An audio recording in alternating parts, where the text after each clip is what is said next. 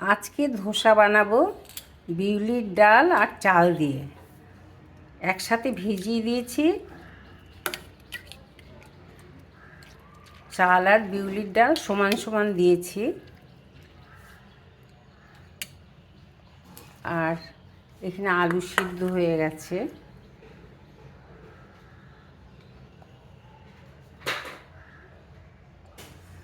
4-5 ঘন্টা ভিজিয়ে রেখেছিলাম। আলু সিদ্ধ হয়ে গেছে, আলুর চোকাটা করে নেব। আলু মাখা হয়ে গেছে। এবার একটা শুকনো লঙ্কা দিয়ে দিলাম প্রথমে। এটাকে আমি গুঁড়িয়ে এর মধ্যে দেব, আলুর মধ্যে। গাছেই কারি পাতা আছে, একটু কারি পাতা লাগবে।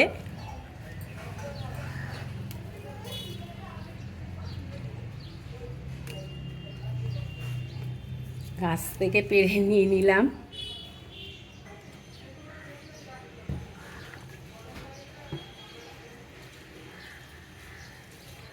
অল্প জিরে আর 2 রকমের অল্প অল্প করে সর্ষে আছে।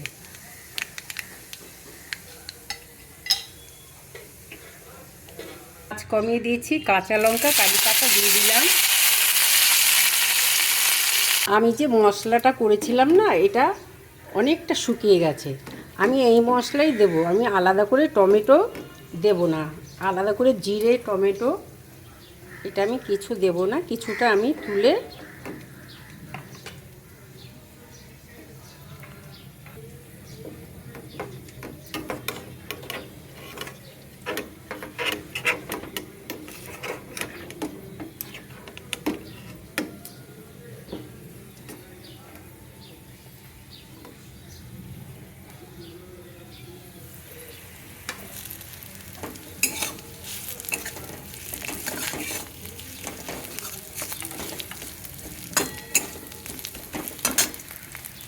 আর একটু দেব।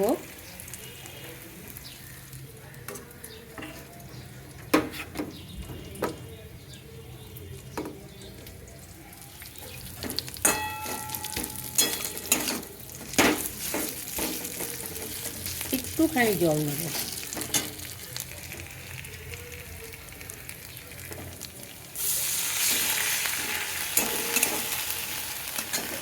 আঁচটা বাড়িয়ে দিলাম।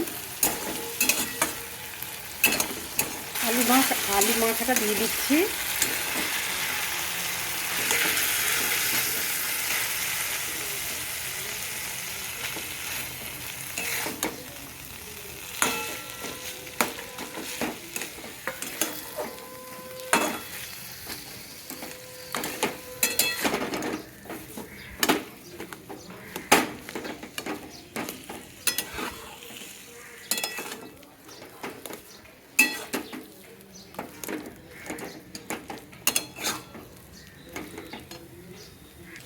মশলা যখন করেছিলাম ওর মধ্যে নুন ছিল বলে আমি আলাদা করে নুন দিলাম না, সামান্য একটু মিষ্টি দেবো, সামান্য। এটা হয়ে গেছে।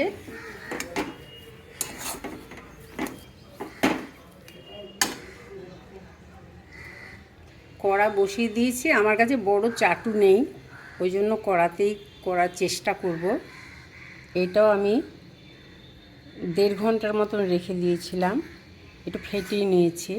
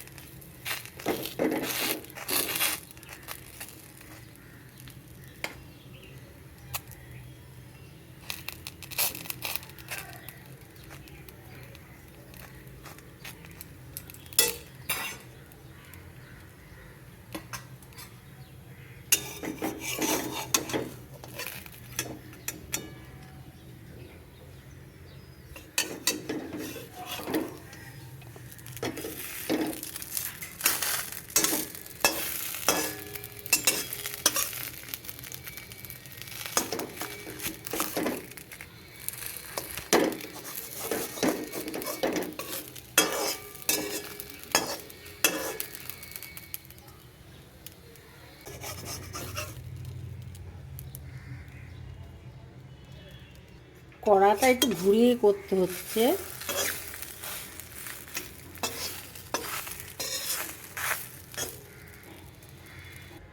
ধোসা হয়ে গেছে, বেশি বড় করতে পারলাম না, যেহেতু আমার চাটুনি কড়াতে করেছি তো ওই জন্য।